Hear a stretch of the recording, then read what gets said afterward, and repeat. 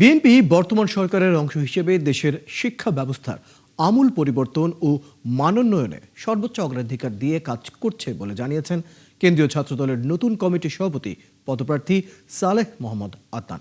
ঢাকা বিশ্ববিদ্যালয়ের রাজু ভাস্কর্যে মিছিল শেষে শুক্রবার বিকেলে তিনি সাংবাদিকদের একথা বলেন। তিনি বলেন, বিএনপি শিক্ষা বান্ধব সরকার। আজকের অবৈতনিক শিক্ষা ও মেয়েদের শিক্ষার হার বৃদ্ধি প্রধান কারিগর সাবেক প্রধানমন্ত্রী খালেদা জিয়া। তাই বিএনপি শিক্ষার ব্যাপারে সর্বোচ্চ গুরুত্ব দিয়ে কাজ করে যাচ্ছে। আদনান আরও বলেন, ফ্যাসিস্ট সরকার এদেশের শিক্ষা ব্যবস্থা ধ্বংস করেছে, শিক্ষার্থীদের মাঝে বৈষম্য করেছে এবং মেধাকে গুরুত্ব দেয়নি। তাই দেশের মানুষ ঐক্যবদ্ধভাবে ফ্যাসিস্ট সরকারের বিরুদ্ধে মাঠে নেমেছে বলেও জানান তিনি। তারেক রহমান জানে বাংলাদেশকে এই ফ্যাসিবাদ সরকার শিক্ষা ব্যবস্থা ধ্বংস করেছে। সেই জন্য জনাব তারেক রহমান আগে শিক্ষার যে বাজেট সব থেকে বেশি দিয়েছে এইবার বাংলাদেশের।